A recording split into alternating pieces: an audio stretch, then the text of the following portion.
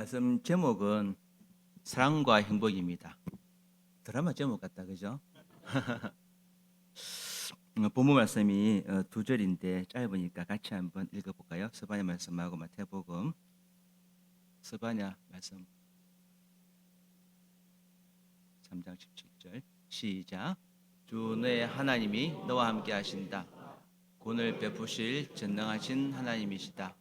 너를 보고서 기뻐하고 반기시고 너를 사랑으로 섞게 해주시고 너를 보고서 노래하며 기뻐하실 것이다. 내가 너에게 말한다. 이제부터 내가 나의 아버지의 나라에서 너희와 함께 새 것을 마실 그날까지 나는 포도나무 열매로 빚은 것을 절대로 마시지 않을 것이다. 아멘. 우리는 각자 자기 나름대로 자기 속한 그 연령대에서 그 시대를 열심히 살고 있습니다. 유치원 애들도 요새는 다 바쁘다고 합니다. 제가 실검사하러 오라고 하면은 바빠서 못 온대요. 유치원 애들이 그래 바쁘면은 다음에 얼마나 더 바쁠지. 그 대학생은 대학생 시절을 보내고 있고 또 장년들은 장년 시대를 노년 그렇게 자기 시대에 열심히 살고 있습니다. 이런 나라 돌아보면은 다 각자 바쁩니다. 뭐 선진국이든 뭐 개발도상국이든 다 바쁩니다. 가보면은 나름대로 다 바쁘게 살고 있습니다. 그렇게 왜 그렇게 열심히 다 바쁘게 살고 있습니까? 무엇을 얻기 위해서 그렇게 살고 있습니까? 아마 그건 행복해지기 위해서겠죠. 행복해지기 위해서 다 이게 더운 여름날에도 일을 열심히 하고 있습니다. 학생 시절에 공부를 열심히 하는 것도 또 우리가 열심히 돈을 벌고 모으는 것도 이렇게 하면은 앞으로 좀 더 행복해질 거라고 믿기 때문입니다. 지금은 좀 힘들어도 내일은 좀 더 행복해지기 위해서 다들 사실 발버둥치고 있습니다. 제가 여기서 이런 이야기 하면은 눈치 빠르신 분들은 지금 설교 시간이니까 아무리 돈을 많이 벌어도 열심히 살아도 믿음이 없으면 안 행복하다. 믿음이 중요하다. 그런 이야기를 하겠지라고 생각하시는 분들이 있겠죠. 역시 눈치가 빠르십니다. 그런데 그건 아니고 우리가 세상적인 성공은 아무 필요 없다. 교회 생활 잘하고 신앙생활 잘하면 된다. 그런 말 하려고 이게 쓴 거 아니고 어떻게 하면 정말 행복해질 수 있을까? 정말 행복이란 건 있나?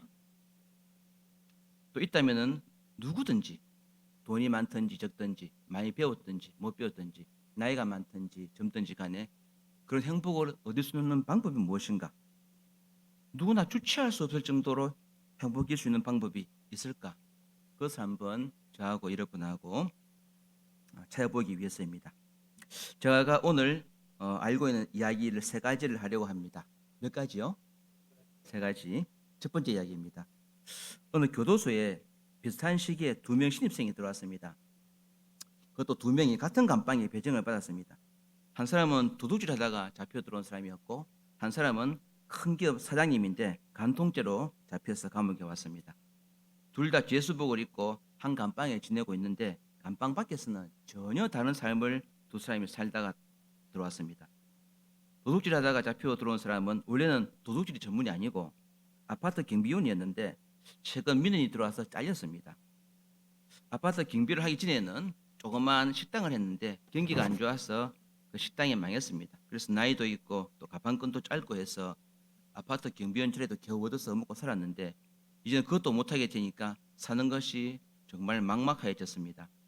그래서 일자리를 알아보던 중에 마땅히 불러준 데도 없고 또 시간이 점점 지나면서 살살 돈마저 궁해지자 급한 김에 도둑질을 처음 했는데 경험이 없다 보니까 현장에서 바로 잡혀서 현행범으로 재판을 받고 감옥에 오게 되었습니다. 이 사람은 감방 입학 동기인 감통죄로 잡혀온 사장님이 너무 부러웠습니다. 왜냐하면 자기는 배운 것도 없고 또 가진 것도 없어서 먹고 살기가 힘들어서 도둑질을 할 수밖에 없었는데 감방 동기인 이 사장님은 좋은 대학을 나왔고 재산이 많았습니다. 또 얼굴도 잘생겼습니다. 자기같이 도둑질하지 않아도 치자식을 먹여 살 수 있다는 사람이라는 생각이 드니까 너무너무 부러웠습니다. 나중에 출소하면은 그 회사의 경비라도 한 자리 할 수 있을까 싶어서 물심부름도 먼저 하고 또 아부도 하였습니다. 그런데 사장님은 자기 친구들은 전부 다 첩이 두 명, 세 명 다 있는데 자기 한 사람밖에 없는데 그것도 죄수 없이 걸려서 여기까지 왔다면서 억울해했습니다. 그러다 형기를 다 마치고 비슷한 시기에 출소를 하게 되었습니다. 출소하는 날에 교도소 문이 열리자 저 멀리서 도둑질로 잡혀온 사람 부인이 저 멀리서 기다리고 있다가 한 걸음 뛰어와서는 이 도둑놈을 안아주었습니다. 부인은 얼마나 고생을 많이 했노.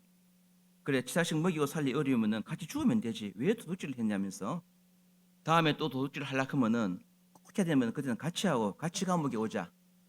이렇게 하면서 울었습니다.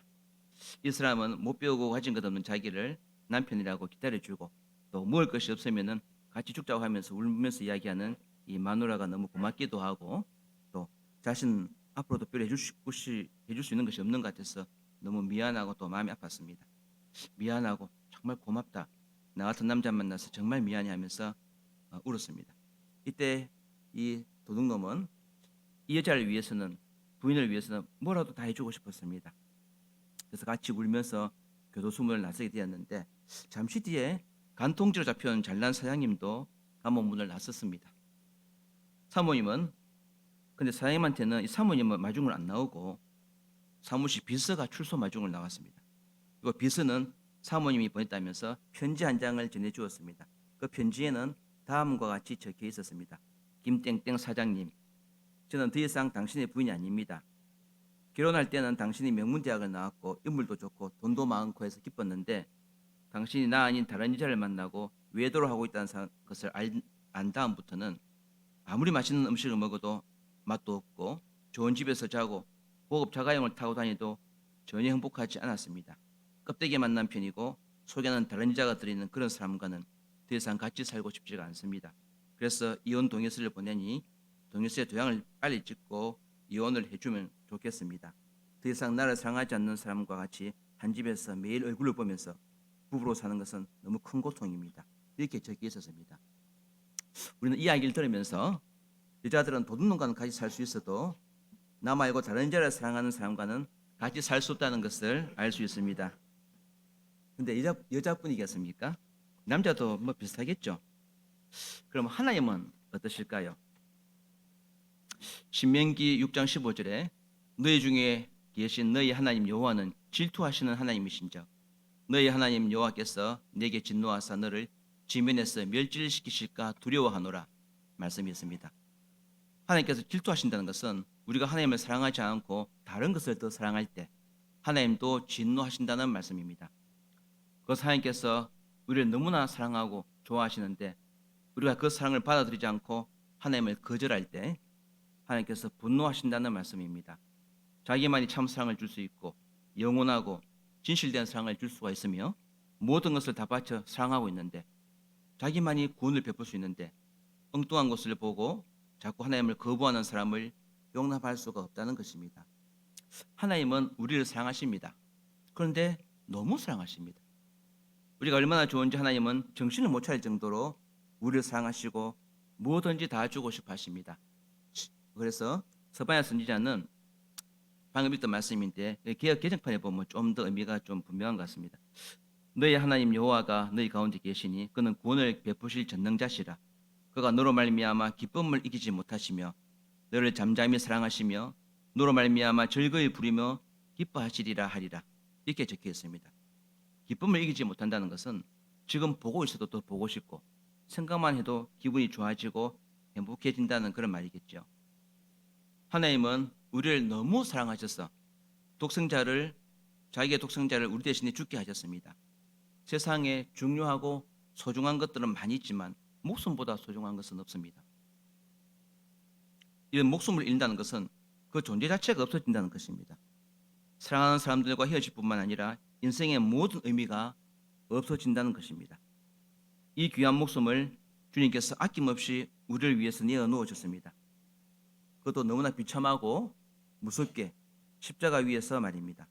이로써 주님은 그가 너로 말미암아 기쁨을 이기지 못한다는 말씀을 정말로 그 정도로 사랑하고 있다는 것을 친히 증명해 보여주셨습니다.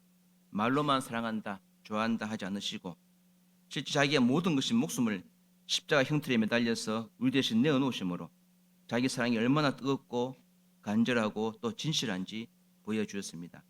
말로만 부인에게 사랑한다고 말하면서 다른 자를 만나고 같이 잠을 자고 같이 데이트를 하는 김땡땡 사장님과는 전혀 다르게 목숨도 아낌없이 내어주시는 그 사랑의 진실됨을 우리에게 보여주었습니다. 자, 고등학교 다닐 때 미술 선생님이 마치면서 다음 미술 시간에는 다들 자를 다 준비해 오라고 이야기를 하였습니다. 일주일 뒤에 이제 미술 시간이 되었는데 제가 깜빡하고 자를 안 갖고 갔습니다. 미술 시간이 되고 선생님이 들어오시자마자 다 자 꺼내고 자 안 갖고 온 놈들은 다 일어서라 이렇게 했습니다. 일어선 애들을 학생들을 선생님은 뭐 대걸레 그 막대기를 가지고 때리기 시작했습니다. 지금은 뭐 그런 일이 없겠지만 우리 시절에는 그렇게 많이 맞았습니다. 이렇게 몽둥이 맞은 아이들은 저만한 신음소리를 내면서 그 자리에 주저앉았습니다. 아주 세게 때렸습니다. 저도 공포감을 느끼면서 엉거주춤 일어나려고 일어섰는데 그때 제 짝지가 자기가 가져온 자를 반을 부수어서 저에게 주었습니다. 저는 그때 너무 고마웠습니다. 40년이 지났지만은 그 친구 얼굴과 이름과 그 장면을 지금도 생생하게 기억하고 있습니다. 선생님한테 매 맞는 것도 이렇게 무서웠는데 영원한 지옥불 앞에서 저를 대신하여 자원하여 그 벌을 받는 분이 있다면 얼마나 고맙겠습니까? 주님께서는 선한 목자는 양들을 위하여 목숨을 버리느니라 하셨습니다. 주님께서는 자기의 피값으로 우리를 사셨습니다. 그리고 더 이상 사망이 우리를 주장하지 못하도록 우리를 정죄하지 못하도록 하셨습니다. 또 자기가 계시는 천국으로 오도록 천국 출입증도 주셨습니다. 우리는 아무것도 해드린 것이 없는데 주님의 이름을 알기도 전에 우리를 택하시고 이 선물을 주셨습니다. 이 은혜는 사람이 갚을 수 있는 은혜가 아닙니다. 하나님이신 예수님 자신이 인간의 몸으로 오셔서 그것도 입에 담기에도 무서운 십자가 형벌을 내 대신 받으시고 비참하게 고통 가운데 죽으시고 나에게 천국 문으로 들어가 도와주신 그 은혜를 어찌다 말로 표현이나 할 수 있겠습니까? 친하게 지내던 제 아들은 다 하나같이 도망가고 혼자 십자가 위에서 매달려서 피 흘리시는 예수님의 그 마음을 이해나 할 수 있겠습니까? 이를 통해서 오직 하나님만이 보여줄 수 있는 사랑을 우리에게 보여주셨습니다. 그런데 주님도 우리에게 바라시는 것이 한 가지가 있습니다. 그것은 우리도 주님을 사랑하기를 원하신다는 것입니다. 주님은 온 마음과 온 몸을 다해서 우리를 사랑하시는데 우리는 이 세상에 돈이나 명예나 권력이나 정력과 좋은 집과 사람의 인정에 목말라 하면서 이것들을 주님보다 더 사랑하고 또 어떤 경우에는 주님을 이용해서 이것들을 얻고자 하기도 합니다. 우리를 위해서 대신 죽어주시는 주님이 있는데 우리는 그 사랑을 모르거나 또는 안다고 하더라도 다른 것을 더 사랑하고 더 귀하게 여깁니다. 왜냐하면 주님의 사랑보다 세상 물질이나 쾌락이나 명예가 더 필요하고 우리를 더 행복하게 해줄 것이라 생각하기 때문입니다. 그러나 이것은 사단이 우리를 속이는 것입니다. 목사님이나 교회 장로들이나 권사들이나 그런 사람들이 십자가와 천국이 중요하다고 하지 실제 교회 밖에 다녀봐라. 당장 밥 먹고 사는 것보다 더 급한 게 어디 있어? 돈 없이 누가 밥을 준대 아파도 돈 없으면 병원에도 못 가고 그냥 죽는 거야. 네가 못 배우고 가난해봐라. 자식이라도 니를 대우해 주겠어? 뭐든지 등 따시고 배불러야 뭐라도 할 수 있지. 교회 가면 돈이 나와 밥이 나와. 일단 네 할 일부터 하고 시간 나면은 가볼 수 있겠지. 혹시나 천국이 있을지 몰라서 불안하면은 죽은 뒤 어찌 될지 모르니까 복음 하나 든다 생각하고 줄 예배만 가라. 더 이상은 깊이 들어가지 마. 더 이상 빠지면 안 돼. 교회에서도 다 돈 뜯으려고 사람들을 모으는 거야. 순전한 사람들만 거기서 돈 뺏기고 시간 뺏기는 거지. 제대로 정신 박힌 사람은 교회 목사님 말씀 다 안 믿어. 목사님 중에도 돈 밝히고 땅 중에서 찾는 사람들이 얼마나 많은데 이런 식으로 사단은 말하면서 우리가 전심으로 하나님을 섬기지 못하도록 방해합니다. AI가 나와서 학교 숙제도 다 해주고 요새는 자동차도 지 혼자서 목적지에 데려다주는 자율주행차가 택시가 나오는 마당에 하나님은 무슨 하나님 적당히 해라 이런 말로 믿음이 어린 사람들을 미혹시킵니다. 그리고 모든 것을 존재하게 하시고 모든 것의 길흉화복과 생사복을 결정하신 하나님을 보지 못하도록 방해합니다. 두 번째 이야기입니다. 우리는 고려장이라는 단어를 다들 들어본 적이 있을 겁니다. 고려시대 때 봄에 먹을 것이 다 떨어져서 굶어 죽을 형편이 되면은 자식이 부모님을 지고 와서 산에 혼자 버리고 온다는 그런 내용입니다. 이것이 사실인지 아닌지 또는 일본이 우리나라를 침략했을 때 일본이 우리 민족의 야만성과 부도덕을 한 것을 강조하면서 민족적 열등감을 심기 위해서 일부러 만든 것인지는 알 수가 없지만은 제가 들은 고려자 이야기 중에는 이런 이야기가 있습니다. 어느 날 밤에 큰아들이 작은 방에 계신 어머니에게 가서 어머니 앞에 섰습니다. 어머니는 도롱불 밑에서 바느질을 하고 있는데 아들은 너무 무섭고 가슴이 떨리고 미안해서 제대로 말도 할 수 없어가지고 서서 울기만 했습니다. 엄마가 먼저 말했습니다. 오늘이가. 아들은 아무 말도 못했습니다. 엄마가 또 말했습니다. 언제가 보고 싶어서 어쩌노? 보고 싶어서 어쩌노? 하면서 울었습니다. 아들은 엄마를 부둥켜 안고 벌벌 떨면서 울었습니다. 엄마 같이 도망갑시다. 내가 어찌 엄마를 산에 혼자 버리고 오겠노? 내가 어떻게 그런 짓을 하겠노? 하면서 통곡을 했습니다. 아니다 아들아. 나는 살 만큼 살았고 음식만 더 축낼 뿐이다. 그리고 나를 안 버리면 우리 가족은 다 굶어 죽는다. 또 네가 관청에 잡혀가서 옥살이를 해야 안 되나? 나는 괜찮다. 올 초부터 결심하고 있었다. 괜찮다. 일주일에 김씨하고 이씨 할매도 다 갔다 아이가. 괜찮다. 너도 준비해서 가자 하였습니다. 이들은 춘군기에 사이 없어서 나이가 든 부모님을 아들은 어머님을 산에 버려두고 와야 된다는 당시 풍습이 너무너무 마음이 아팠습니다. 하지만 또 그렇게 안 하면은 제비새끼 같은 자기 아들 딸이 굶을 수밖에 없다는 것도 사실이었습니다. 이럴 수도 없고 저럴 수도 없는 이 상황이 가슴이 터질 듯이 마음이 아팠습니다. 아들이 어렸을 때도 매년 봄에 춘군기가 와서 쉽게 넘어간 해가 없는데 그때마다 엄마는 자기는 굶으면서도 얼마 남은 살과 보리로 내한테는 밥을 해먹여 주신 어머님을 이제 내 손으로 산에 가서 버리고 와야 된다는 것이 이런 게 인생인가? 이렇게라도 살아야 하나? 하는 생각이 들었습니다. 어머니 앞에서 그만 내가 죽어버리고 싶었습니다. 엄마도 이런 생각을 눈치챘는지 어서 빨리 가자고 재촉을 했습니다. 지게에 어머니를 실으니 안 그래도 체구가 작은 사람이 며칠 밥을 못 드셔서 지게가 너무 가벼웠습니다. 지게에 주먹밥 몇 개를 같이 싣고 엄마도 싣고 지게를 지고 가는데 벌써 해가 산 너머로 넘어가고 있었습니다. 그러면서 엄마는 네 키울 때 이때가 제일 좋았다면서 한 번은 네가 벌써 다 컸다고 아직 어린데 처음으로 논에 가서 아버지 일 도와줄 때였고 또 한 번은 결혼하고 손주 낳아서 내 품에 안겨줬을 때라고 말하였습니다. 그 시간이 바로 어제 같다고 엄마가 말했습니다. 아들은 아무 말도 못하고 눈물만 흘리면서 산으로 올라갔습니다. 목적지에 다다르자 제 엄마를 지게에서 내렸습니다. 이때 멀리서 산짐승 소리가 들렸습니다. 늑대인지 들개인지는 모르겠지만은 짐승 소리가 들리자 어머니도 약간 무서운 듯이 몸이 흠칫 떨렸습니다. 이제 그만 내려가라는 말 속에 좀 더 있다가 가면 안 되겠나 하는 마음이 느껴졌습니다. 산신령님, 꼭 이렇게 해야 됩니까? 이렇게 살아야 됩니까? 아들은 혹하는 소리와 함께 통곡의 소리가 슬어 나왔습니다. 엄마가 너무 불쌍했습니다. 그런데 잠시 전에 무서워서 떨던 어머니는 마음을 가라앉히고 낮은 목소리로 이제 진짜 그만 내려가라 했습니다. 아들은 아무 말도 못하고 엄마 곁을 한참을 서 있었습니다. 어머니 또 이야기했습니다. 언제 그만 내려가라. 그래서 아들은 발길이 떨어지지 않아서 엄마가 떠밀려서 마지못해서 한 걸음을 내딛는데 엄마가 뒤에서 말했습니다. 어두운데 집에 갈 때 길 잃지 말라고 내가 오는 길에 도토리 한 개씩 흘려놨으니까 잘 보고 집에 가라 했습니다. 아들은 뒤에서 울음을 참을 수가 없었습니다. 엄마 정말 미안하대 정말 미안하대. 그러자 엄마가 말했습니다. 아니다. 나라 법이 이런 데 짜겠노. 나도 우리 엄마를 20년 전에 산에 버리고 왔나. 그런데 20년 동안 나도 사는 게 아니었다. 미안해서 마음이 아파서 살아도 사는 것 같지 않았다.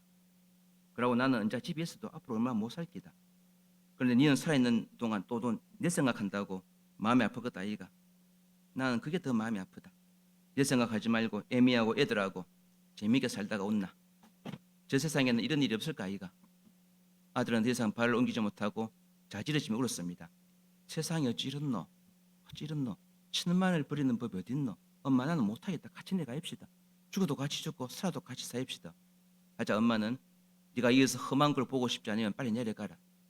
아니면 내가 지금 여기서 네 본 앞에서 죽을란다 하였습니다. 엄마도 혼자 산에 버림을 당하는 것이 무서웠습니다. 춥고 오늘 밤에 짐승한테 잡혀 먹을지도 몰랐습니다. 아니면 며칠이면 굶어 죽을 것이었습니다.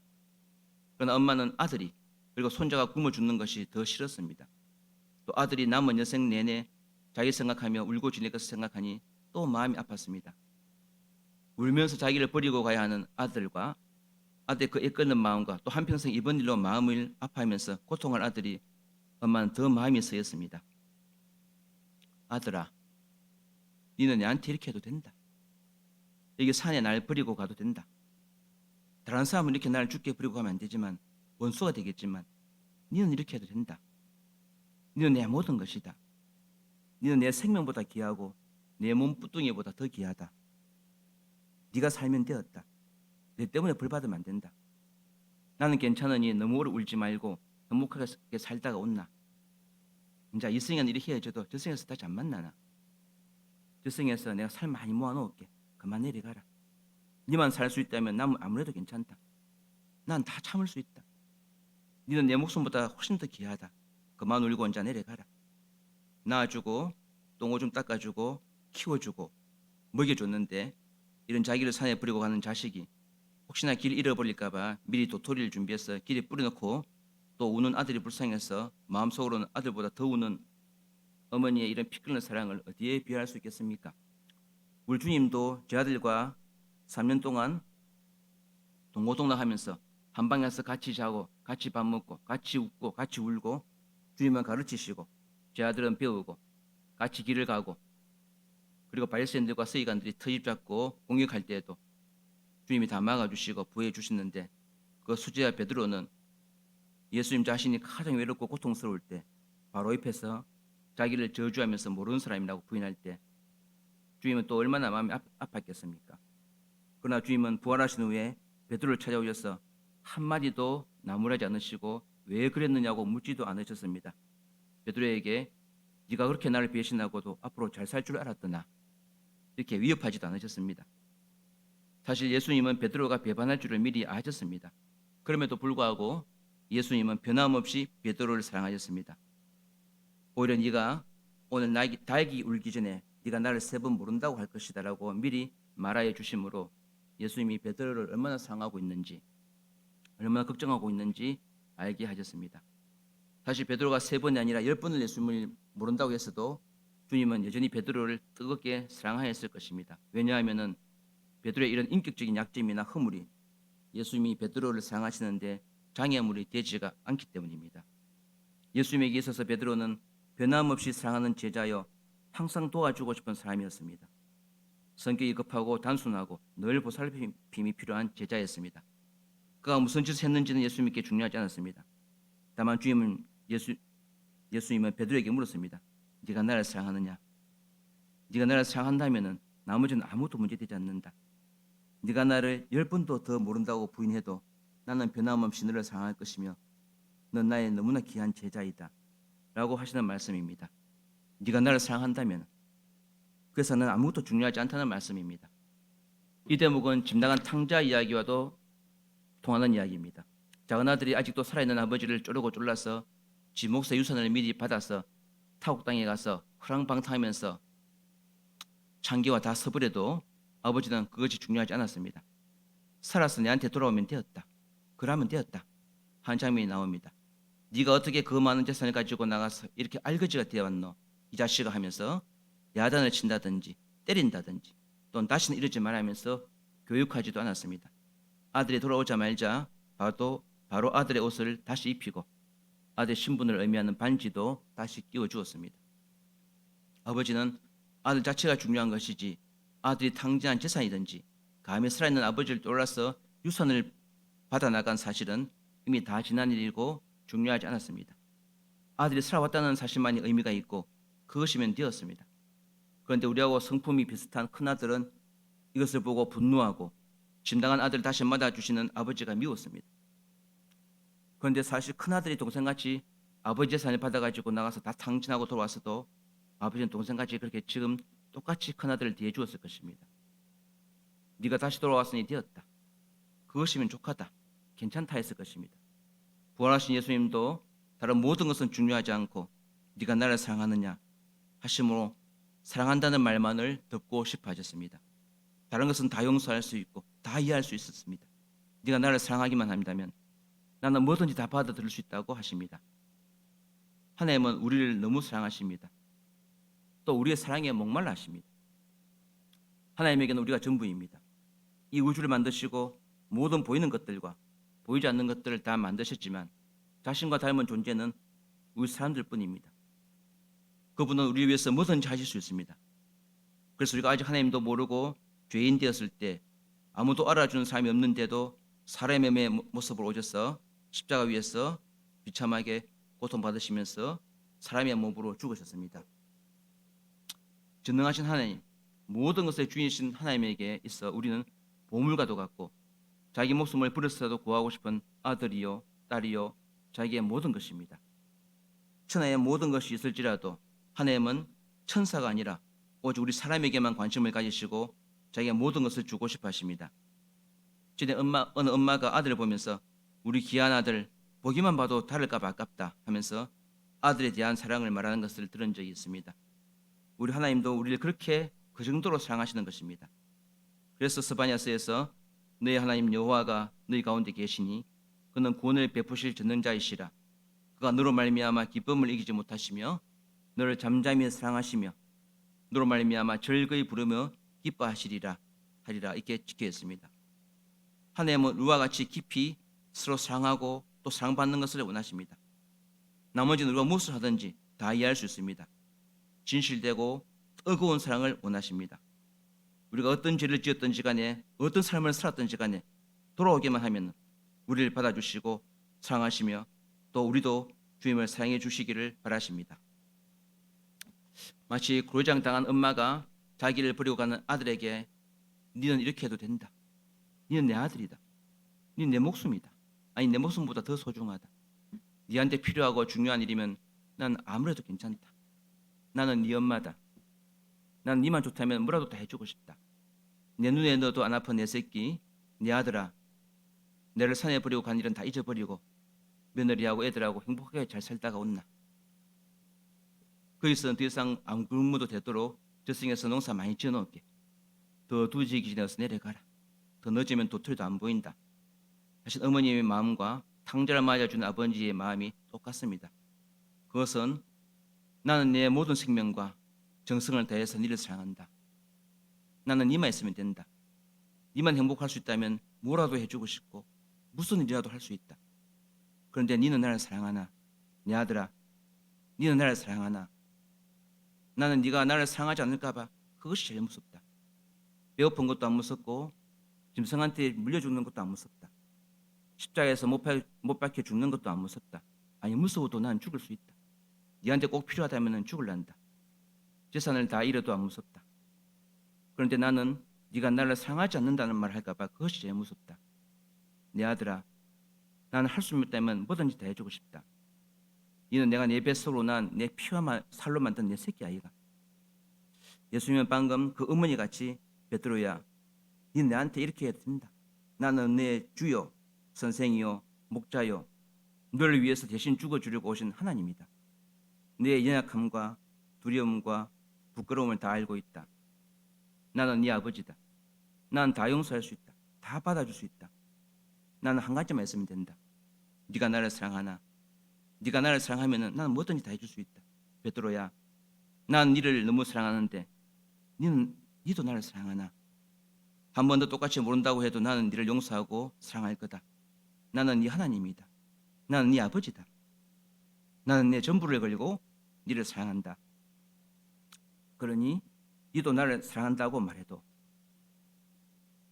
성경에는 하나님은 사랑이시라고 말하고 있습니다. 하나님의 눈에는 우리가 눈에 넣어도 안 아픈 아들이요 딸이라고 말씀하고 있습니다. 자기를 산에 버리고 간 아들을 불쌍히 여기고 아들이 마음 아플까 봐 더 애같아하는 엄마의 마음이 하나님의 마음이십니다. 그런데 우리는 스스로 생각할 때 우리는 많이 부족하고 여전히 죄를 많이 짓고 깨끗하지 않다고 여기며 능력도 별 볼 끝이 없어서 하나님도 나를 별로 좋아하지 않을 거라고 생각하기가 쉽습니다. 제가 그랬습니다.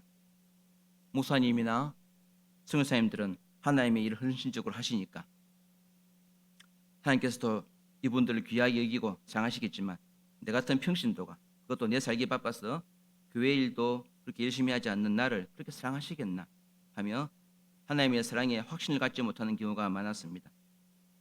여기 계신 분들도 비슷한 분들이 많이 있을 겁니다. 내가 하나님을 그럭저럭 사랑했듯이 하나님도 나를 그냥 그렇게 저렇게 그럭저럭 사랑하실 것 같습니다. 그러나 성경에는 분명히 말씀하고 있습니다.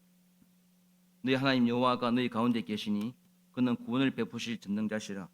그가 너로 인하여 기쁨을 이기지 못하여 하시며 너를 잠잠히 사랑하시며 너로 인하여 즐거이 부르며 기뻐하시리라 하리라.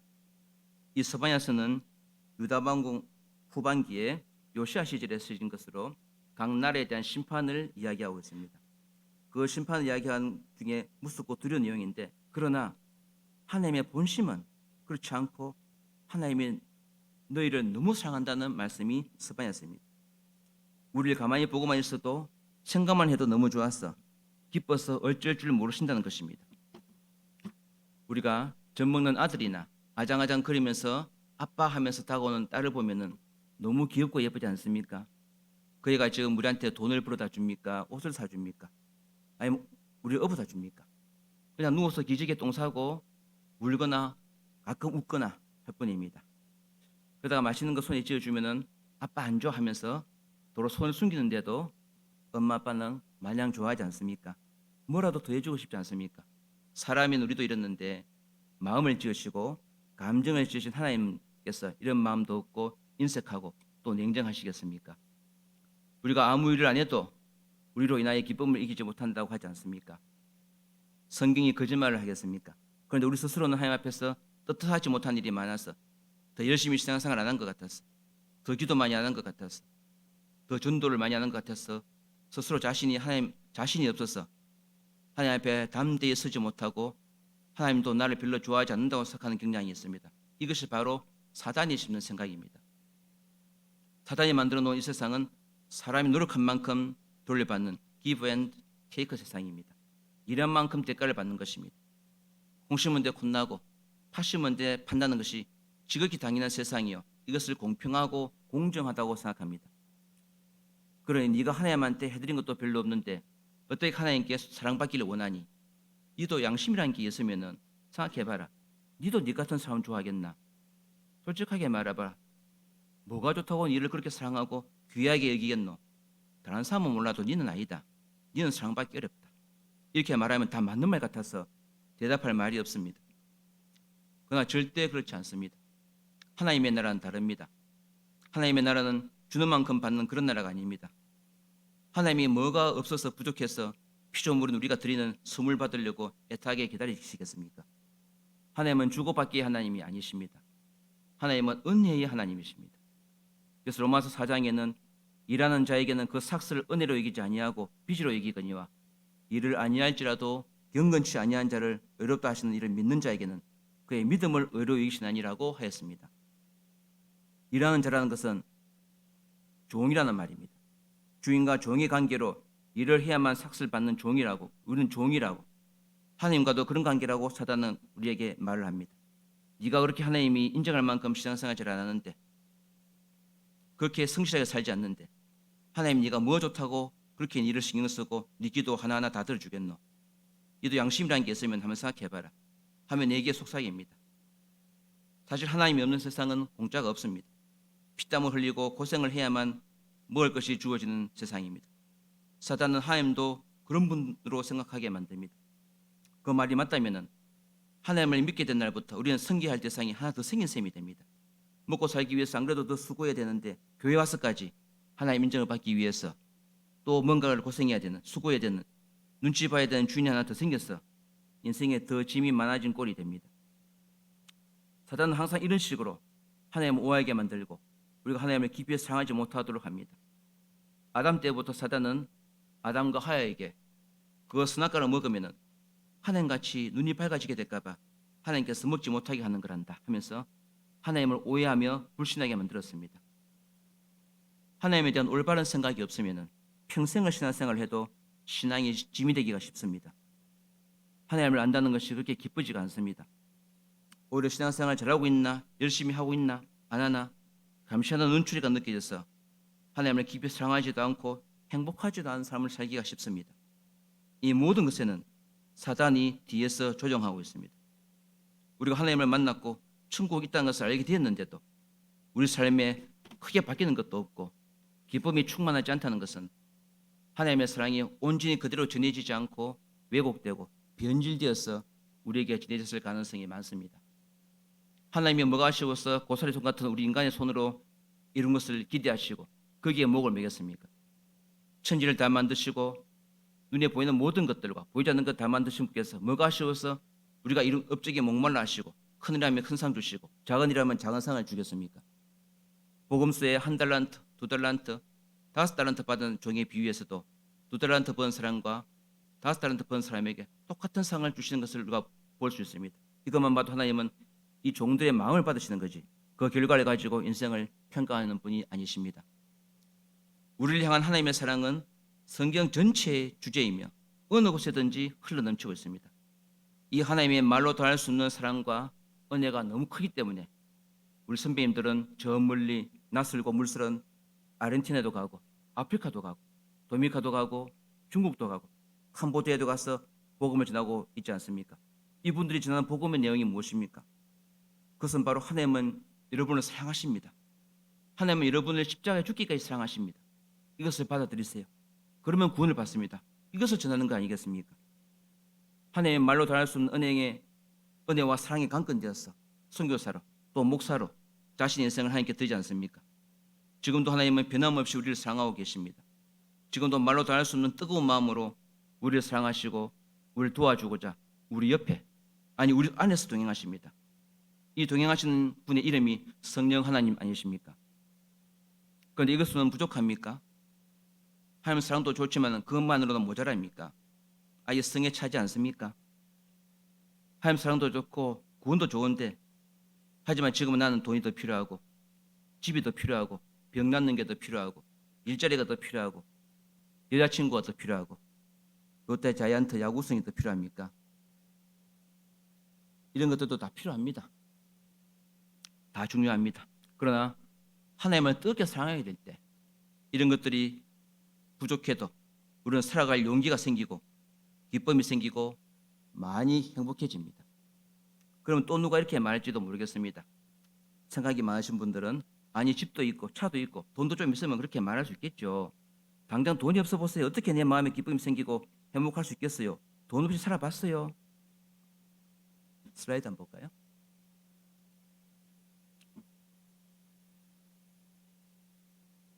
책 제목입니다. 한번 읽어볼까요? 아빠, 우린 왜 이렇게 행복하지? 책 표지인데 서울 노원구의 다들민교회 김병현 목사님이라는 분이 얼마 전에 책을 한 권 출판했는데 이 책 제목이 아빠, 우리는 왜 이렇게 행복하지?입니다. 김병현 목사님은 개척교회를 섬기던 중에 2년째 되던 해 세 번째 아이가 태어났는데 그때 사모님이 뇌경색으로 식물인간이 되었습니다. 아무 말도 못하고 전혀 움직이지도 못하는 이 사모님을 병수발을 목사님이 8년째 하고 세 자녀를 도시락 사주고 학교도 데려다주고 하면서 목회를 하고 있습니다.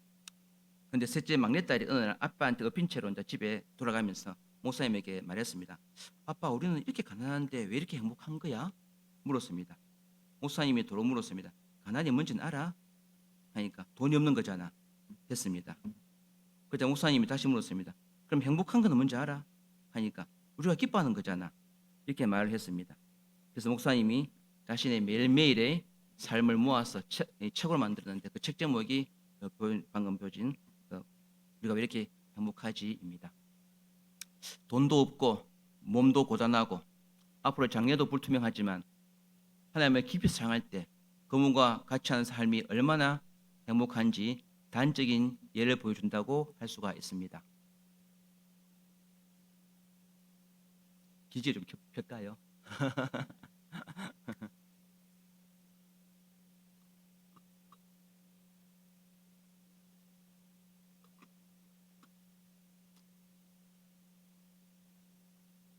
세 번째 이야기입니다. 이야기는 제가 한 15년 전에 신문에서 본 기사 내용입니다. 북한에서 아버지와 10살 먹은 딸이 북한을 천신만고고치에 탈출해서 힘들게 도망치다가 단동역까지 왔습니다. 이 차역에서 아버지가 딸에게 말했습니다. 얘야, 우리 둘이 같이 움직이니까 공안이 너무 쉽게 우리를 알아볼 것 같아. 여기서 공안은 중국 경찰을 말합니다. 더 이상 같이 다니면 곧 잡힐 것 같다. 그러니 일단 우리가 헤어져서 혼자 다니다가 2주 후에 감시가 좀 덜해지면 여기 단동역에 다시 만나자 했습니다. 어쩌든지 잡히지 말고 몸조심해야 된다. 아버지는 딸에게 신신당부를 하고 딸과 헤어졌습니다. 갖고 나온 돈도 없고 해서 아버지는 다른 집에 쓰레기통을 뒤지면서 끼니를 때웠습니다. 잠은 아무 데서나 비만 피할 수 있으면 신문지를 듣고 깔고 숨어서 잤습니다. 그런데 길에는 공안의 감시가 너무 심해서 2주 후에 만나기로 한 담동역까지 갈 수가 없었습니다. 만나기로 한 2주가 지나고 이틀이 더 지났어야 겨우 공안의 눈을 피해서 담동역에 다시 갈 수 있었습니다. 그런데 얘가 도착했는데 딸이 보이지가 않았습니다. 아마 딸도 공안의 감시가 심해서 늦게 오는 모양이라고 아빠는 생각했습니다. 그런데 한참을 둘러보던 중에 사람들이 한 군데 모여서 웅성웅성한 소리가 들렸습니다. 아버지도 무슨 일인지 궁금해서 가까이 가서 둘러선 사람들 어깨너머로 안을 쳐다보았습니다. 사람들이 신문지로 뭔가를 덮어놓은 것이 보였습니다. 같이 있던 사람들 중에서 한 사람이 신문지를 젖히니까 그런데 자기 딸이 그 신문지 밑에 누워있는 것이 아니겠습니까? 그런데 딸의 얼굴이 창백하였습니다. 이 모습을 보고 아버지는 머리가 하얗게 되는 것 같았습니다. 그리고 옆에서 누가 말하는 소리도 들렸습니다. 언제 죽은 거래? 글쎄 얼마 안 된 것 같은데 왜 죽었대? 잘은 모르겠는데 다친 데는 없는 것 같고 상처도 없는데 왜 그럴까? 혹시 굶어 죽은 거 아니야? 그 애라서 심장마비도 없을 거고 굶어 죽은 것 같은데? 근데 손에 든 저건 뭐야? 그 손에 든 게 뭐지? 하면서 손을 쳐다보니 검은 비닐봉지가 하나 들고 있었습니다. 사람들이 비닐봉지를 하나 갖고 와서 열어보니까 어디서 주웠는지 먹다 남은 사과 반 조각 하나하고 살이 좀 남아있는 닭다리 하나와 부서진 과자 조각이 몇 개가 들어있었습니다. 이상하네. 이거라도 먹었으면 안 죽었을 텐데 왜 안 먹고 죽었지? 사람들이 웅성웅성 하였습니다. 이 이야기를 들으면서 아빠는 피눈물이 났습니다. 왜 내 딸이 죽었는지 바로 알 수가 있었습니다. 사실 딸은 약속한 날에 이틀 전에 담동역에 먼저 왔습니다. 손에는 검은 비닐봉지가 하나 들려 있었습니다. 덩치가 작은 자기도 배고파서 이렇게 힘든데 어른인 아빠는 배가 더 많이 고팠을 것이라고 생각했습니다. 그래서 아빠가 오면 같이 나눠 먹으려고 아무리 배가 고파도 비닐봉지 안에 있는 얼마 안 되는 음식에 손을 대지 않았습니다. 아버지하고 만나서 같이 먹으면 얼마나 행복할까, 얼마나 기분이 좋을까 상상하면서 이틀을 더 기다렸습니다. 그러다가 정신이 혼미하여서 의식을 잃고 쓰러진 것이었습니다. 이 딸의 마음을 아버지는 금방 눈치챘습니다. 다른 사람들은 다 몰라도 자신의 이 딸의 마음을 바로 알 수가 있었습니다. 아버지는 그에서 딸을 부둥켜 안고 대성통곡을 했습니다. 속에서 피눈물이 났습니다. 이러려고 여기까지 온 건 아니잖아. 이러려고 하면서 땅을 치면서 울었습니다. 사실 이 딸은 길에서 주운 사과 반쪽과 닭다리 하나를 보고 아빠가 얼마나 좋아하겠노 하면서 같이 만나서 웃으면서 나눠 먹을 생각에 비닐봉지를 들고 이틀 동안 아버지를 기다리면서 정신 혼미해지는 것도 몰랐습니다. 아빠가 좋아하는 모습만 상상이 되었습니다. 이렇게 사랑하는 사람과 좋은 것을 나누고자 기다리며 상대방의 좋아하는 모습을 상상하면서 기다려본 경험은 아마 우리가 대부분 다 있을 겁니다. 특히 결혼한 지 몇 년 안 되고 아이가 어릴 때 우리도 멀리 떨어진 장난감 가게에 가서 예쁜 장난감이나 조그만 자전거나 인형을 사서 돌아오면서 이 선물 받으면 우리 아기가 얼마나 좋아할까 상상하면서 먼 길도 한 걸음 같이 달려온 기억이 다들 있지 않습니까? 이 선물 받으면 얼마나 좋아할까, 얼마나 환하게 웃을까 상상하면서 또 돈을 모으고 선물을 아들과 딸에게 줄 때까지는 비밀로 하고 얼마나 행복하게 또 기다립니까? 선물을 받고 기뻐할 아이들과 같이 손뼉 치면서 좋아할 아내와 남편을 생각하면서 또 조금씩 돈을 모으지 않습니까? 그리고 비로소 아이 생일날에 다 같이 모여서 선물 상자를 열면은 모두 다 같이 와 하면서 웃으면서 기뻐하지 않습니까? 이때 우리의 기쁨은 넘치고 너무 행복합니다. 선물을 주는 사람도 받는 사람도 너무 행복합니다. 마태복음 26장 29절 한번 읽어볼까요?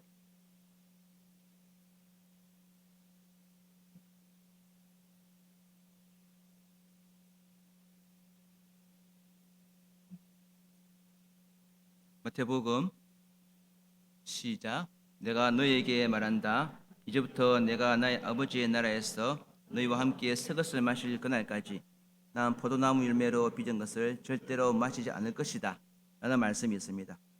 천국에서 우리와 같이 웃으며 포도주를 마실 그날까지 주님은 우리를 기다리면서 포도주를 마시지 않겠다고 하십니다. 마치 담동역 딸아이가 아빠를 만나서 환하게 웃으면서 들고 있는 닭다리와 사과를 나누어 먹으려고 기다리는 것과 같습니다. 우리가 만나기를 기다리면서 큰 기쁨을 주는 그 포도주를 안 마시고 기다리겠다는 말씀입니다. 나는 포도주 별로 안 좋아해요. 소주가 좋지. 이것은 그런 이야기가 아닙니다. 기다린다는 것입니다. 주님께서 눈이 빠지게 기다리신다는 것입니다. 우리와 얼굴과 얼굴을 마주보면서 서로 반가워서 얼싸안고 울어볼 그날을 기다린다는 것입니다. 그리고 너무 좋아서 입이 옆으로 찢어지도록 크게 웃어보는 그날을 기다린다는 것입니다. 얼마나 감사합니까? 우리가 죄악과 수고와 고생의 이 땅을 떠나서 주님이 기다리는 곳으로 우리 얼굴을 보기를 간절히 원하시는 주님을 만나러 간다는 것이 얼마나 기쁘고 감사합니까? 그곳에서 우리를 기다리고 주님이 계십니다. 그날에는 우리 스스로 보기에도 좀 민망하고 죄송스럽고 그렇게 충성스럽지도 않고 열심히 신앙생활하거나 그렇게 하나님을 기쁘시게 한 것도 별로 없는데 아들이라면서 딸이라면서 너무나 반가이 맞아주시고 못 자고나 그 손으로 우리에게 새 옷을 입혀주시고 반지도 끼워주시는 주님을 위해서 그때 우리의 감사와 기쁨이 극에 달할 것입니다. 얼마나 돈을 많이 벌었노? 얼마나 충성했노? 죽을 힘을 다해서 교회 일에 열심을 내었나? 그런 것을 물어보지 않으시며 내가 얼마나 너를 기다렸는지 아나? 너한테 이 천국을 주려고 네가 오면 같이 이 포도주를 마시려고 내가 한 모금도 안 마시고 지금까지 기다렸다. 이 말씀을 하실 때 듣는 우리는 날아갈 듯이 기쁘고 또 황송할 것입니다. 여러분, 인생이 무엇입니까? 우리 인생을 무엇이 아름답게 하고 존귀하게 하고 행복하게 합니까? 그것은 사랑하고 사랑받는 것입니다. 부모 자식 간에도 부부 간에도 그리고 목자와 목원들 사이에서도 깊이 사랑하고 사랑받을 때 우리는 큰 행복과 기쁨을 누리게 됩니다. 설사 많은 돈을 벌어서 또는 로또가 당첨이 되어서 고래등같이 큰 집을 짓는다 하더라도 큰 방에 혼자 누워 있으면 행복할까요? 잠시 기분이 좋아질 수는 있겠지만 그러나 외로울 것입니다. 그 기쁨을 같이 나누는 사람이 없으면 그렇게 행복하지가 않습니다. 반면에 도둑질을 해서라도 자식을 먹여 살리려는 남편이 있고 감옥에 가 있는 그 남편을 기다리면 부인이 된 사람은 서로가 서로에게 미안하고 고마워서 비록 라면 한 개를 끓여서 나눠 먹어도 끝까지 같이 가자고 하면서 열심히 일해서 잘 살아보고자 마음을 맞춰볼 수가 있습니다. 같이 고생하면서 조금씩 돈을 모아가면서 행복이 커져갈 것입니다. 행복은 사랑에서 나옵니다. 시대를 통틀어서 어느 시대든지 어느 나라에 살든지 부자든지 가난하든지 많이 배웠든지 못 배웠든지 나이가 들든지 젊든지 우리 가장 깊은 곳을 만족시켜준 행복은 사랑에서 나옵니다. 사람과의 사랑도 일할진데 하나님과의 사랑은 차원이 다른 행복을 가져다 줍니다. 영원한 사랑, 나는 변할지라도 결코 변하지 않는 사랑의 하나님, 잘못된 길로 내가 들어서더라도 손을 들어서 진실되게 기도하기만 하면 내 손을 잡아주시는 주님, 이분과의 사랑은 우리 평생을 행복하게 하고 들뜨게 하고 든든한 힘이 됩니다. 그리고 천국 만찬에서 나를 기다리시며 포도주를 같이 마실 주님 생각만 해도 이 세상을 끝까지 우리가 용기 있게 당당하게 살아갈 힘을 얻게 됩니다. 여러분은 이 말씀을 듣고 이전보다 하나님을 더 사랑할 수 있겠습니까? 아멘이십니까? 감사합니다. 아마 여러분은 이전보다는 하나님을 조금 더 사랑할 수 있게 되고 더 감사할 수도 있을 것입니다. 그러나 지금 이 예배가 끝나고 우리가 교회 문을 나서는 순간 하나님에 대한 사랑과 감사도 점점 희미해지고 내일만 되면은 설교는 설교고 나는 내 사는 것이 바쁘고 또 먹고 살아야 되니까 이전과 비슷하게 돌아갈 것이라는 것은 저와 여러분이 또 알고 있는 사실입니다. 늘 그래왔던 것처럼 이것이 불편한 진실입니다. 이것이 우리의 한계이며 우리의 연약함이라고 부르는 것입니다. 아무리 감동적이고 은혜가 깊어도 말씀 몇 번 듣는다고 내 삶의 중심은 바뀌지 않습니다. 여전히 우리는 세상살이에 관심이 많고 아이들 학교 성적과 취업에 목말라하고 늘지 않는 삶살이에 고민이 많습니다. 어디로 이사를 가야 아파트 시세 차익을 좀 남기고 돈이 될까 고민을 합니다. 그러다가 주말쯤 되면 지난주 설교가 뭐였는지도 기억도 안 나고 가물가물해집니다. 제가 늘 그래왔습니다. 제 이야기입니다. 그러나 하나님도 우리의 연약함과 이 땅에 코로 박고 살 수밖에 없는 형편을 아십니다. 그래서 주님은 우리에게 성령을 보내주셨습니다. 우리의 신앙이 한여름밤의 짧은 꿈처럼 끝나지 않고 지속적으로 자라고 성장하고 우리 인격과 인생을 바꾸도록 친히 하나님께서 인도해 주십니다. 성령을 통해서 하십니다. 우리 믿음을 우리의 결심과 노력에 의존하지 않으시고 하나님 자신께서 우리 속에 들어오셔서 끊임없이 솟아나는 선물이 되어서 하나님의 사랑을 갈망하게 하시고 하나님의 사랑을 더 알고자 하는 소원을 주시고 하나님을 기쁘시게 하고자 하는 마음을 주십니다.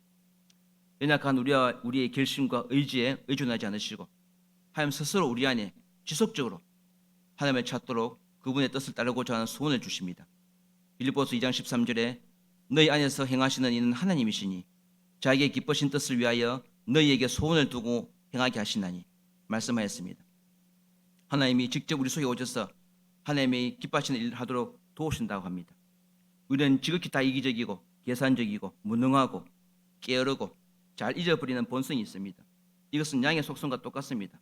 이런 양 같은 우리를 하나님께서 돌보고 계십니다. 그리고 말씀하십니다. 나는 선한 목자라.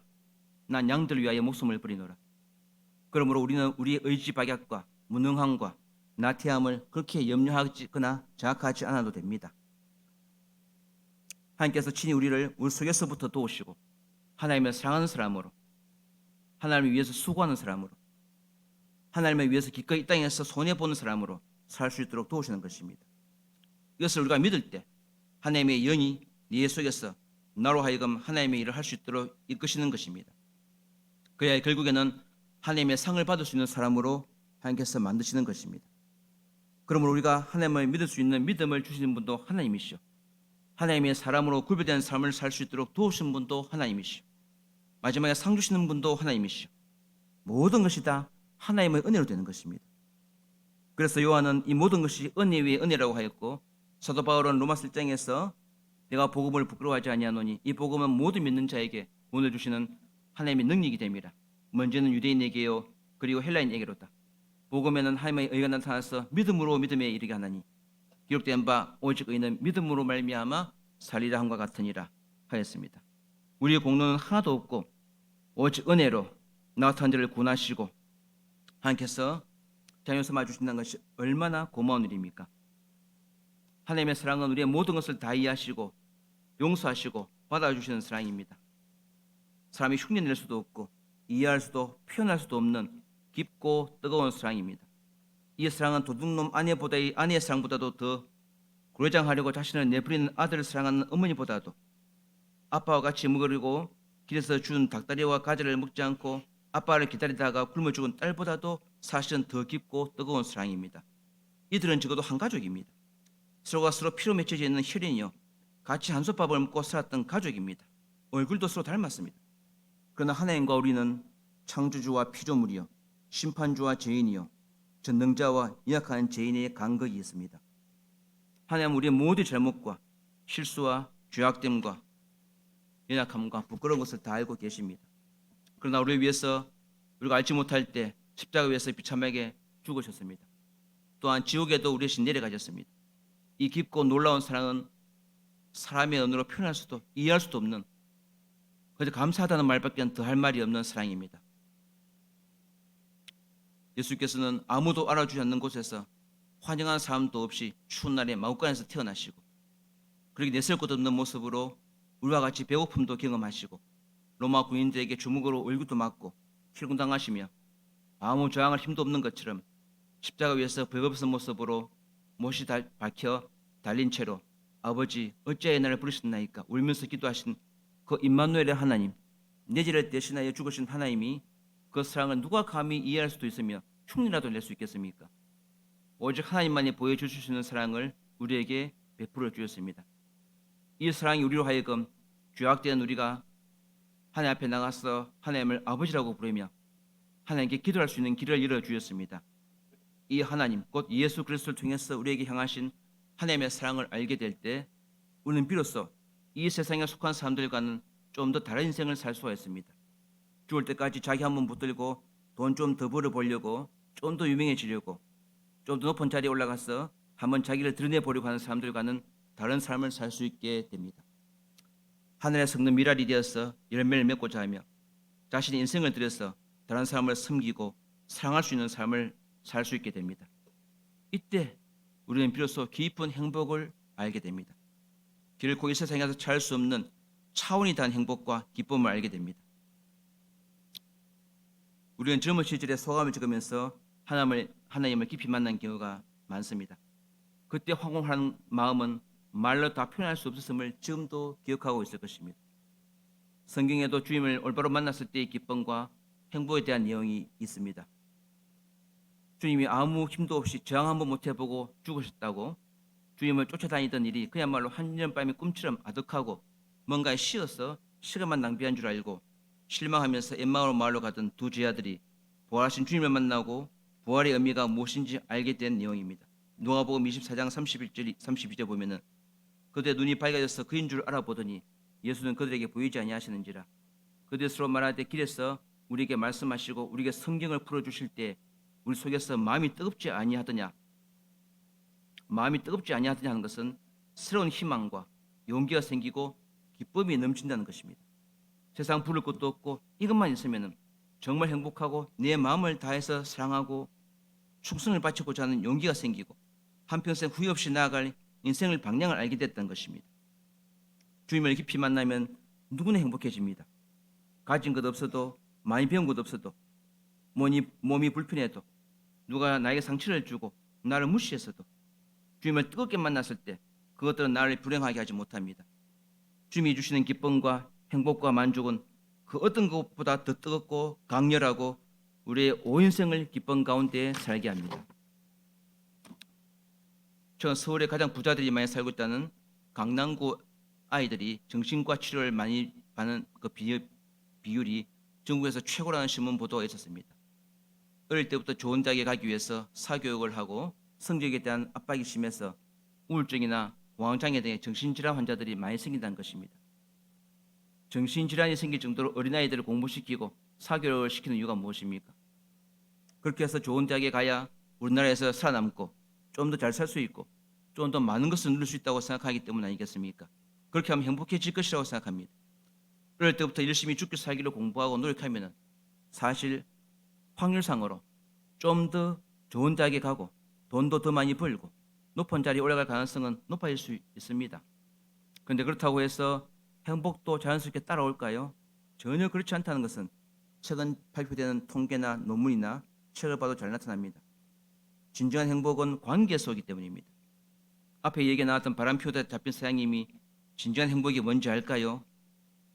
여러 여자를 만나면서 육체의 기쁨과 향락과 돈 많은 사람으로서의 즐거움은 누렸을지 모르지만 한 사람 부인과 같이 늙어가면서 서로에 대한 신뢰와 수많은 시간을 동고동락한 추억과 서로에 대한 사랑을 확신하는 데서 오는 기쁨을 알기나 할까요? 하나님은 사랑이십니다. 하나님의 많은 속성 중에 가장 두드러진 것이 사랑입니다. 우리에 대한 하나님의 말로 다할 수 없는 그 사랑이 그 끊을 수 없는 사랑의 결정체가 바로 예수 그리스도이십니다. 예수 그리스도를 통해서 하나님은 자기의 모든 사랑과 우리를 위해서 기꺼이 낮아지심과 참으심과 희생을 보여주었습니다. 이 사랑이 우리를 행복하게 합니다. 사람에게는 영혼이 있습니다. 이 영혼은 돈이나 명예나 권력으로 온전히 채울 수가 없습니다. 오직 하나님의 영만이 우리의 영혼을 채울 수 있으며 깊은 행복을 줄 수 있습니다. 전능하신 하나님, 나를 위해서 전능함을 버리고 사람의 모습으로 나를 찾아오시고 나 대신 십자가에서 죽으신 하나님의 영만이 우리를 감동하게 하시며 뜨겁게 하시며 이 세상의 흐름에 따라가지 않고 좁은 문 좁은 길로 가고자 하는 용기를 주십니다. 이러한 하나님의 영이 지금 우리 안에 거하십니다. 그리고 마지막 날 천국에서 같이 포도주를 마시는 날을 기다리고 계십니다. 우리 주님은 우리의 젊음과 열정과 노력과 수고와 시간을 다 바쳐도 결코 아깝지 않으신 나의 구세주이십니다. 이 주님을 깊이 만날 때 진짜 행복이 무엇인지 알게 됩니다. 행복하고 싶으십니까? 그러면 주님을 깊이 만나십시오. 주님을 뜨겁게 사랑하십시오. 그러면 상상 이상으로 행복이 마음속 깊이 넘치게 됩니다. 목마른 사슴이 시냇물을 찾듯이 하나님을 찾으십시오. 가슴에 다 담지 못할 정도로 행복과 기쁨과 감사가 충만하게 될 것입니다. 초대교회 사도들과 많은 신자들이 어떻게 그렇게 순교를 많이 했고 그 멀리까지 가서 선교를 했습니까? 마지못해서 분이상 그렇게 할 수밖에 없었을까요? 전혀 아닙니다. 이들은 하나님으로 인한 감사와 기쁨이 주체할 수 없을 정도로 마음에 차고 넘쳐서 이것을 전하지 않을 수가 없었습니다. 조선시대, 일제시대 때 우리나라에 와신 많은 스물 사람들은 어떻게 그렇게 가난하고 무식하고 전염병이 창궐하는 조선 땅에까지 오셔서 죽음을 각오하고 복음을 전할 수 있었을까요? 그것은 이분들의 마음에 주님으로 인한 감사와 은혜가 목적까지 꽉 차올랐기 때문입니다. 주체할 수 없는 기쁨과 은혜와 감사가 이곳 조선 이영만리까지 와서 복음을 전하게 했던 운동력이었습니다. 운동력이었기 때문입니다. 결론입니다. 사람들은 행복해지기 위해서 여러 가지를 합니다. 열심히 노력합니다. 그러나 진정한 행복을 찾는 사람은 거의 없습니다. 그것은 오직 하나님을 깊이 만날 때라야만이 가능합니다. 우리는 우리뿐만 아니라 우리 자식들에게도 이 행복을 알게 해야 합니다. 주체할 수 없을 정도의 행복과 감사를 알게 해야 합니다. 이것은 오직 하나님 안에서만 찾을 수가 있습니다. 하나님을 깊이 만날 때야만이 가능합니다. 주체할 수 없을 정도의 이 기쁨과 행복을 끊임없이 우리 속에서 솟아나는 이 행복을 우리가 더욱 누릴 뿐만 아니라 감사하고 또 알리는 인생이 될 수 있도록 예수 이름으로 간절히 축원합니다. 기도하겠습니다. 아버지 하나님, 도대체 우리가 무엇이길래 이렇게 우리를 사랑하시고 우리를 인하여서 마음 졸이시고 우리를 또 도와주시는지요. 우리는 다 하나같이 이기적이고 죄 짓는 것을 예사로 여기며 하나님을 마음에 두기를 즐기하지 않는데 하나님께서는 어떻게 이렇게 우리를 눈이 빠지도록 기다리시며 사랑하는 마음이 어제와 오늘이나 똑같이 변하지 않으시는지요. 사랑하는 아버지 하나님, 우리의 죄악과 악독함과 무지함과 무능함과 불신이 하나님의 사랑을 이기지 못하게 하시니 감사합니다. 로마서 말씀과 같이 사망이나 생명이나 천사들이나 권세자들이나 현재일이나 장래일이나 능력이나 높음이나 깊음이나 다른 어떤 피조물이라도 우리를 우리 주 그리스도 예수 안에 있는 하나님의 사랑에서 끊을 수 없으리라 하신 것처럼 우리가 아무리 죄가 많고 못됐고 무능할지라도 우리가 하나님 앞에 손들고 나오면 언제나 다시 받아주시고 용서하시고 아들로 또 딸로 맞아주시는 이 은혜를 도대체 천지가 있네 어떻게 비할 수 있겠습니까? 사랑하는 아버지 하나님, 하나님께서는 사람이 아니시라서 참 좋습니다.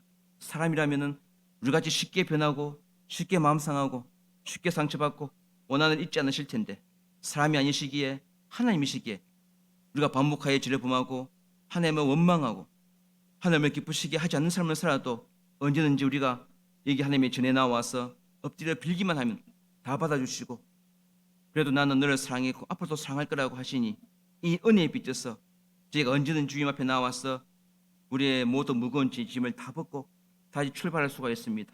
사랑하는 주님, 바라옵기는 우리가 다 이방 땅에 선교사로 가든지 목사가 되지는 못할지라도 지금 있는 자리에서 더 정직하고 더 성실하고 더 겸손하고 더 따뜻한 삶이 되어서 우리의 영을 사랑하신 하나님의 그 영광을 빛을 드러낼 수 있도록 도와주시옵소서. 거창한 일을 하기보다는 힘에 겨운 소원을 하기보다는 주님의 성품을 덧입어서 하나님의 기쁘시게 하는 삶이 될 수 있도록 도와주십시오. 무엇보다 끊을 수 없는 하나님의 사랑이 늘 우리와 동행하시는 것을 믿음으로 우리 남은 인생을 기쁨과 확신 가운데 믿음의 길, 좁은 길을 잘 걸어와서 주님의 나라에서 천군천사들과 같이 찬송을 부르며 주님과 같이 웃으며 포도주를 마시는 날을 볼 수 있도록 도와주시옵소서. 모든 은혜와 감사와 능력이 하나님께 우리가 가진 모든 적성을 다해서 감사하며 예수 이름으로 기도하였습니다. 아멘.